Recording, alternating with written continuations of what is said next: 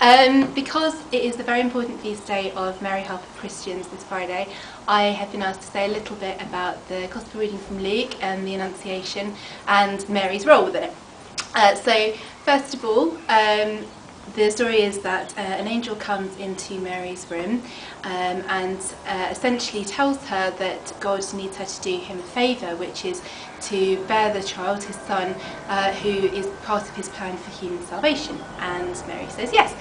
And I think that this story is pretty awesome for several reasons.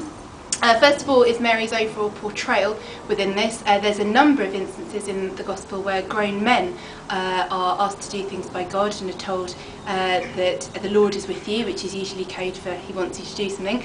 And you know, they completely freak out, understandably. They get really frightened or they get upset or angry. But Mary, who's a young girl, and we often think of her, I think, as slightly older, but she's probably really only in her early teens, is very calm, very collected, because of that innate faith that she has. You know, she is full of grace and she's able to trust in God that this is the right decision for her.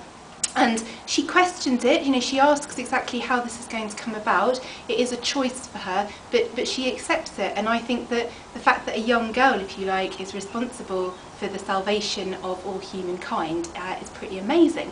And in some ways it makes her what I like to think of as the first disciple, because later, I think in the same gospel actually, we're told that Jesus says, whoever hears the word of God and keeps it is a follower, is a disciple. And that is essentially what Mary does. She listens to the word of God and she keeps it for the rest of her life. And as I say, it's that innate faith that keeps her going, that and the confidence in her own convictions. She's told that when we are with God, nothing is impossible, which I think is an amazing motto to live your life by, and that's what she takes courage from.